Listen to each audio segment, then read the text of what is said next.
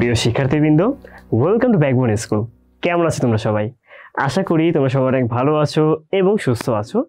আজকের ক্লাসের মধ্যে আমরা যে টপিকগুলো নিয়ে পড়বো তার প্রথমটি হচ্ছে ডেটাবেস রিলেশন, দ্বিতীয়টি হচ্ছে কর্পোরেট ডেটাবেস এবং তৃতীয়টি হচ্ছে সরকারি প্রতিষ্ঠানের ডেটাবেস।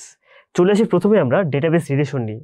আমরা কিন্তু অলরেডি RDBMS জেনেছি আমরা যে রিলেশনাল ডেটাবেস ম্যানেজমেন্ট সিস্টেমের মধ্যে বিভিন্ন টেবিলের মধ্যে কি তৈরি করা হয়ে থাকে, রিলেশন তৈরি করা হয়। তো আজকে আমরা জানবো কিভাবে করে এই ডেটাবেসের মধ্যে মেনলি এই রিলেশনগুলো বা সম্পর্কগুলো তৈরি করা হচ্ছে। তো ডেটাবেস রিলেশন বলতে মেনলি এটি ডেটাবেসের মধ্যস্থিত যে টেবিলগুলো রয়েছে, একটা টেবিলের সাথে অন্য টেবিলের রিলেশন তৈরি করাকে বোঝানো হচ্ছে বা ডেটার সম্পর্ক স্থাপনকে বোঝানো হচ্ছে। আমরা সাধারণত দুই বা ততোধিক টেবিল তৈরি করে ভিন্ন ভিন্ন ডেটাকে কী করতে পারি, আমরা সংরক্ষণ করতে পারি। এখন রিপোর্ট তৈরির সময় ভিন্ন ভিন্ন টেবিলের ডাটাগুলোকে একই সাথে প্রদর্শন করার দরকার হয়। তখন টেবিলগুলোর মাঝখানে একটা কমন ফিল্ড, এই কমন ফিল্ডকে বলতে পারি হচ্ছে আমরা প্রাইমারি কি। এর মাধ্যমে কী করতে পারি, আমরা রিলেশন তৈরি করতে পারি। অর্থাৎ যখন কিনা দুটো টেবিলের মাঝখানে কোনো একটা কমন ফিল্ড থাকবে, অর্থাৎ দুইটার মধ্যে সেম টাইপের ডাটা আছে, ওই ডাটাগুলোকে একসাথে করে আমরা হচ্ছে আর কি তৈরি করতে পারি, একটা রিলেশন তৈরি করতে পারি। তো রিলেশন তৈরি করার জন্য আমাদের বেশ কয়েকটা শর্ত মাথায় রাখতে হবে। প্রথম শর্তটা হচ্ছে ডেটাবেসের টেবিলগুলোর মধ্যে অবশ্যই একটা কমন ফিল্ড থাকতে হবে। অর্থাৎ যেই ফিল্ড দুটার মধ্যে হচ্ছে সেম টাইপের ডাটা রয়েছে। ধরো স্টুডেন্ট কোথায় থাকে এনে ডাটাবেস আছে একটা, এবং স্টুডেন্ট কোথায় পড়াশোনা করছে এনে ডাটাবেস আছে একটা। তো স্টুডেন্টের নাম দুই জায়গার মধ্যে কিন্তু আছে। তো এই স্টুডেন্ট নামটা হচ্ছে একটা কমন একটা ফিল্ড। তো দুই টেবিলের মধ্যে অবশ্যই কমন কোনো ফিল্ড থাকতে হবে, এটা ছাড়া রিলেশন তৈরি করা পসিবল না। এরপরে হচ্ছে এই কমন ফিল্ডকে প্রাইমারি কি হিসেবে সেট করতে হবে। আমাদের অনেকগুলো হচ্ছে কি সেট করা পসিবল। প্রাইমারি কি বলতে বোঝানো হচ্ছে একদম মেইন ফিল্ডের যে কি, তাকে বলা হয়ে থাকে প্রাইমারি কি। প্রথমত আমাদের এই কমন ফিল্ডটাকে প্রাইমারি কি হিসেবে কি করতে হবে, আখ্যায়িত করতে হয় বা সেট করতে হয়। এটা একদম আমাদের 100% করতেই হবে যে আমাদের রিলেশন তৈরি করার টাইমে গিয়ে যে কোনো একটা ফিল্ডকে প্রাইমারি কি হিসেবে সেট করতে হয়, যেই ফিল্ড দ্বারা আমাদেরকে ইউনিকভাবে কি করা যাবে, আলাদা করা যাবে। এবং ওই প্রাইমারি কি অবশ্যই অন্য আর একটা ফিল্ডের বা টেবিল ফিল্ডের সাথে একদম সেম হওয়া লাগবে বা কমন ফিল্ড হওয়া লাগবে। সকল টেবিলের কমন ফিল্ডের নাম, সাইজ, ডেটা টাইপ এগুলো অবশ্যই সেম হওয়া লাগবে। অর্থাৎ দুটো টেবিলের যেই ফিল্ডটা কমন, ওই ফিল্ডের নাম, ওই ফিল্ডের সাইজ, দেন ডেটা টাইপ, নিউমেরিক নাকি হচ্ছে টেক্সট, ভিন্ন ভিন্ন হওয়া যাবে না। দুটো নিউমেরিক অথবা দুটোই টেক্সট অথবা দুটো ডাটা বা হচ্ছে ডেট বা হচ্ছে টাইম, দুটো অবশ্যই সেম টাইপের হচ্ছে হওয়া লাগবে, না হলে এদের মধ্যে রিলেশন তৈরি করা পসিবল না। এগুলোই হচ্ছে মেনলি রিলেশন তৈরি করার শর্তসমূহ। এরপর আমরা দেখব ডেটাবেস রিলেশনের প্রকারভেদ, যে কয়ভাবে ডেটাবেসের মধ্যে একটা রিলেশন ক্রিয়েট করা যায়। এক নাম্বারটা হচ্ছে যে ডেটাবেস টেবিলগুলোর মধ্যে মেনলি চারভাবে আমরা রিলেশন তৈরি করতে পারি। প্রথমটা 1 to 1 রিলেশন, দ্বিতীয়টা হচ্ছে 1 to মেনি রিলেশন, তিন নাম্বারটা হচ্ছে মেনি টু 1 রিলেশন এবং চার নাম্বারটা হচ্ছে মেনি টু মেনি রিলেশন। এবারে আমরা একদম প্রত্যেকটা সম্পর্কে জানবো একটা একটা করে। চলে আসি একদম এক নাম্বারে 1 to 1 রিলেশন। এটা আসলে কি বোঝানো হচ্ছে, যখন কিনা একটা টেবিলের কোনো একটি রেকর্ডের সাথে অন্য আরেকটা টেবিলে শুধুমাত্র একটা রেকর্ডের সম্পর্ক স্থাপন করা হয়, তখন তাকে বলা হয়ে থাকে হচ্ছে 1 to 1 রিলেশনশিপ। যেমন এখানে দুটো টেবিল দেওয়া আছে, খেয়াল করে দেখো, এটা হচ্ছে পিপলের টেবিল এবং এটা হচ্ছে ড্রাইভার অ্যাসেসের টেবিল। এই দুটোর মধ্যে কিন্তু একটা কমন ফিল্ড আছে, এই যে আইডি ইউজার আইডি, এই দুটো কিন্তু কমন ফিল্ড। এখানে কিন্তু 1 2 3, এখানেও সেম 1 2 3। সো দেখতেই পাচ্ছি যেটার মধ্যে কিন্তু কি রয়েছে, একটা কমন ফিল্ড রয়েছে। কমন ফিল্ড একটাই, এখানে প্রত্যেক একটা ফিল্ডের জন্য এখানের মধ্যে কয়টা করে ফিল্ড রয়েছে, একটাই করে কিন্তু ফিল্ড রয়েছে। এমন কিন্তু হয়নি এখানে একবার, এখানে 1 3 বার বা 2 কয়েকবার, 3 কয়েকবার, এমন কিন্তু নাই। প্রত্যেক 1 এর জন্য এখানে 1 একবার, 2 এর জন্য এখানে 2 একবার, 3 এর জন্য 3 একবার। যদি এমন করে হচ্ছে একটা টেবিলের একটা রেকর্ডের সাথে টেবিলের শুধুমাত্র একটা রেকর্ডের সম্পর্ক স্থাপন করা হয়, তখন তাকে বলা হয়ে থাকে হচ্ছে 1 to 1 রিলেশনশিপ। যদি বেসিক ডাটাকে ভেঙে আলাদা আলাদা টেবিলে সংরক্ষণ করার প্রয়োজন হয়, তখন সাধারণত 1 to 1 রিলেশনশিপ প্রতিষ্ঠার প্রয়োজন পড়ে।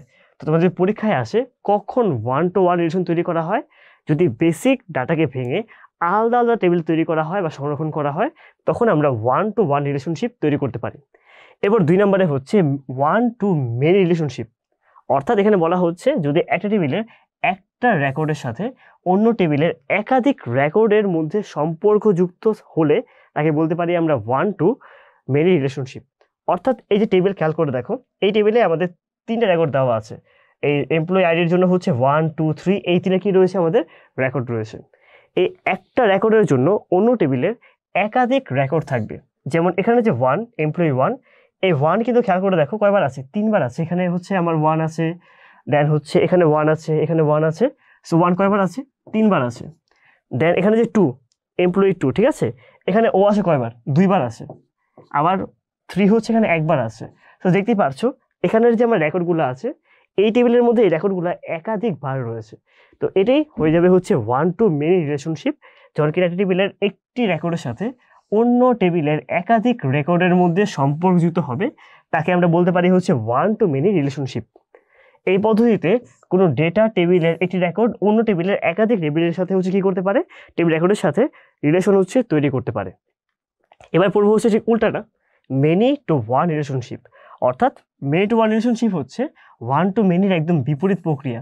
যদি এমন হয় একটা টেবিলের মধ্যে অনেকগুলো রেকর্ড অন্য টেবিলের একটা রেকর্ডকে রিপ্রেজেন্ট করছে, তখন সেটাকে বলবো হচ্ছে আমরা মেনি টু ওয়ান রিলেশনশিপ। তো আগের চিত্র যদি উল্টায় যায়, যে আমার বাম দিকে হচ্ছে অনেকগুলা সেম টাইপের হচ্ছে রিপিট হচ্ছে, ওইগুলো আরেক টেবিলের মধ্যে হচ্ছে এক টাইপের মধ্যে গিয়ে পড়ছে, তখন সেটাকে আমরা বলতে পারি হচ্ছে মেনি টু ওয়ান রিলেশনশিপ। এবং 4 নাম্বারটা হচ্ছে মেনি টু মেনি রিলেশনশিপ। এদের কি বোঝানো হচ্ছে, খেয়াল করে দেখো যে কোনো একটি টেবিলের একাধিক রেকর্ডের সাথে যদি অন্য টেবিলের একাধিক রেকর্ডের মধ্যে সম্পর্ক তৈরি করা হয়, তখন সেই পদ্ধতিকে বলতে পারি আমরা মেনি টু মেনি রিলেশনশিপ। এখানে দুইটি টেবিলের মধ্যে মেনি টু মেনি রিলেশনশিপ তৈরি করতে হলে তৃতীয় আরেকটা টেবিল তৈরি করতে হয়। যেমন খেয়াল করে দেখো, এটা হচ্ছে স্টুডেন্টের টেবিল আর এটা হচ্ছে একটা কোর্সের টেবিল। এখানে দুইটা হচ্ছে রেকর্ড রয়েছে, একটা স্টুডেন্ট আইডি আর একটা হচ্ছে নেম। আবার এখানে হচ্ছে কোর্স আইডি আর একটা হচ্ছে নেম। তাহলে যেটা করতে পারি, এই স্টুডেন্ট আইডি এবং কোর্স আইডি এদের মধ্যে মনে করা হচ্ছে রিলেশন তৈরি করব। তো এখানের মধ্যে আমরা এই দুটোর মধ্যে যেহেতু কমন কোনো ফিল্ড নাই, তখন যে কাজটা আমরা করতে পারি, কমন কোনো ফিল্ড না থাকলে এই দুইটা দিয়ে হচ্ছে আমরা আলাদা করে আরেকটা টেবিল তৈরি করতে পারি, তৃতীয় টেবিল। এই টেবিলের মধ্যে হচ্ছে আমরা স্টুডেন্ট আইডি কোর্স আইডি দুটাকেই হচ্ছে নিয়ে আসলাম। এই টেবিলটাকে বলা হচ্ছে জাংশন টেবিল। যদি এমন হয় যে দুই টেবিলের মধ্যে আমাদের মেনি টু মেনি রিলেশন তৈরি করার দরকার, তখন তৃতীয় হচ্ছে একটা টেবিল আনতে হয়, যেটা এটা হচ্ছে সেই তৃতীয় টেবিল। সেই টেবিলকে বলা হয়ে থাকে হচ্ছে জাংশন টেবিল। তো দেখতেই পাচ্ছ তোমাদের মোট 4 ধরনের রিলেশন রয়েছে, one to one, then one to many, many to one এবং মেনি টু মেনি। তো তোমাদের পরীক্ষায় প্রায় সময় এমন আসে, পরীক্ষার চিত্র দিয়ে দিয়ে বলে যে এখানে কোন ধরনের রিলেশন তৈরি করা হয়েছে, বা উদ্দীপক দিয়ে বলে এখানে কোন ধরনের রিলেশন তৈরি করা হয়েছে। যদি এমন হয় যে একটা রেকর্ডের সাথে অন্য টেবিলের একাধিক রেকর্ড রয়েছে, তখন এটা কোন ধরনের আমাদের রিলেশন হবে, তখন হয়ে যাবে হচ্ছে ওয়ান টু মেনি। কারণ প্রথম টেবিলের মধ্যে একটা, পরের টেবিলের মধ্যে ওই রেকর্ড একাধিকবার রয়েছে, ওয়ান থেকে মেনিতে হচ্ছে কি হয়ে যাচ্ছে, এখানে ডিভাইড হয়ে যাচ্ছে। এবার আমরা জানবো কর্পোরেট ডেটাবেস সম্পর্কে। এটা বলতে কি বোঝানো হচ্ছে, যে কর্পোরেট ডেটাবেস হলো একটি ইন্টারনেট ভিত্তিক ডেটাবেস ম্যানেজমেন্ট সিস্টেম। এখানে কিন্তু এটা খুবই গুরুত্বপূর্ণ, এটা হচ্ছে একটা ইন্টারনেট ভিত্তিক ডেটাবেস ম্যানেজমেন্ট সিস্টেম, যে ডেটাবেসের সাহায্যে প্রয়োজনীয় সকল তথ্য একটা সার্ভার কম্পিউটারের মধ্যে সংরক্ষণ করা হচ্ছে। যে একটা অফিস রয়েছে, সেই অফিসে যত তথ্য রয়েছে সেটাকে কি করা হচ্ছে, একটা সার্ভার কম্পিউটারের মধ্যে সংরক্ষণ করা হচ্ছে, এবং তা বিভিন্ন টার্মিনালে অ্যাক্সেস করার জন্য বিশেষ ধরনের সফটওয়্যার ব্যবহার করা হয়, তাকে বলা হচ্ছে কর্পোরেট ডেটাবেস। মনে করো যে একটা ব্যাংক রয়েছে, ব্যাংকের অনেকগুলো শাখা রয়েছে, তো ব্যাংকের নির্দিষ্ট তথ্য একটা কি করা হলো, আমার ইন্টারনেট ভিত্তিক একটা সার্ভারের মধ্যে সংরক্ষণ করা হলো। তারপর এখানের মধ্যে একটা বিশেষ সফটওয়্যার ব্যবহার করে ওই ব্যাংকের সবগুলো ব্রাঞ্চ এখানে কি করতে পারবে, অ্যাক্সেস করতে পারবে।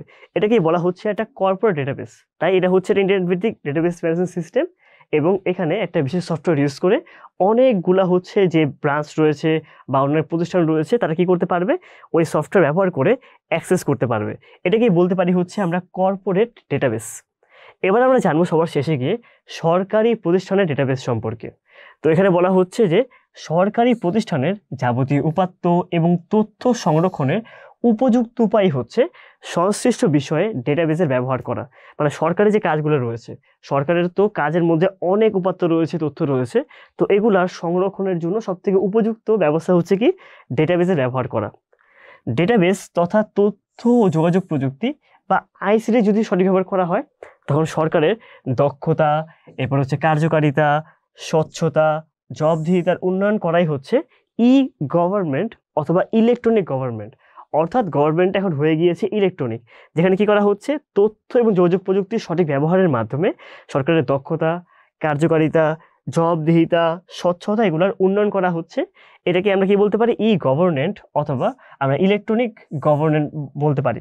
ই গভর্নমেন্ট বাস্তবায়নের জন্য সরকারি প্রতিষ্ঠান ডেটাবেস কিংবা ওয়েব এনেবলড ডেটাবেস ব্যবহার করছে। অর্থাৎ যেখানের মধ্যে হচ্ছে আমাদের ওয়েবসাইটের উপর ভিত্তি করে ডেটাবেস তৈরি করা হয়েছে, এটাকে বলা হচ্ছে ওয়েব এনেবলড ডেটাবেস। এই যে এর মাধ্যমে কি করা হচ্ছে, আমাদের ই গভর্নমেন্ট অথবা ইলেকট্রনিক গভর্নমেন্ট তৈরি করা হচ্ছে। উন্নত বিশ্বে সরকারের প্রায় সকল সেবাই বর্তমানে অনলাইনে বা ইন্টারনেটের মাধ্যমে গ্রহণ করা যায়। এটাই হচ্ছে ই গভর্নমেন্টের এত বড় সুবিধা, যে আগে আমাদের যেটা করতে হতো, যে কোনো সরকারি সুবিধার জন্য সরকারি প্রতিষ্ঠানে বিশাল লাইন ধরে দাঁড়াতে হতো, এখন এর পরিবর্তে বিশ্বের উন্নত দেশের মধ্যে বাসায় বসেই জাস্ট ওয়েবসাইটে লগ ইন করে কি করা যায়, এখানের মধ্যে খুব ইজিলি আমাদের এখানে কি করা পসিবল, যে কোনো সরকারি সেবাকে হচ্ছে গ্রহণ করা পসিবল। বাংলাদেশের মধ্যে বেস অর্থাৎ Bangladesh bureau of educational information and স্ট্যাটিস্টিক্সে সরকারি, বেসরকারি, কারিগরি, মাদ্রাসা শিক্ষা প্রতিষ্ঠান এবং সকল প্রতিষ্ঠানে নিয়োজিত শিক্ষক এবং কর্মচারীদের কি করা হচ্ছে, তথ্য সম্বলিত ডেটাবেস, শিক্ষা বোর্ডে বাংলাদেশের শিক্ষার্থীদের পরীক্ষার ফলাফল সংক্রান্ত ডেটাবেসের ব্যবহার করা হয়েছে।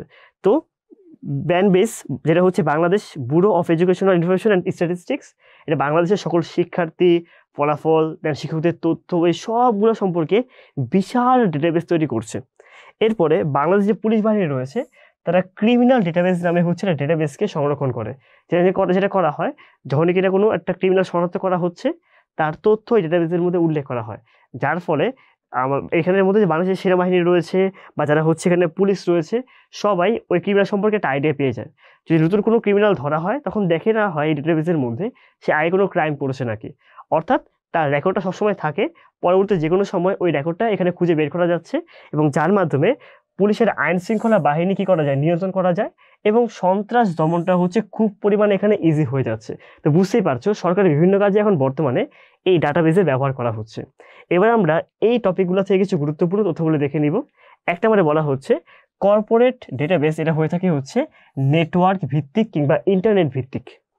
ব্যাংকিং ব্যবস্থায় কর্পোরেট ডেটাবেসকে খুব কি করা হয়, ইউজ করা হয়। যে বললাম আমার ব্যাংকের হচ্ছে কি করা হচ্ছে, ব্যাংকের তখন সকল তথ্য এখানে উল্লেখ করা হচ্ছে, আর ব্যাংকের যে ব্রাঞ্চগুলো রয়েছে তারা একটা স্পেশাল সফটওয়্যার ইউজ করে এগুলোকে অ্যাক্সেস করতে পারছে।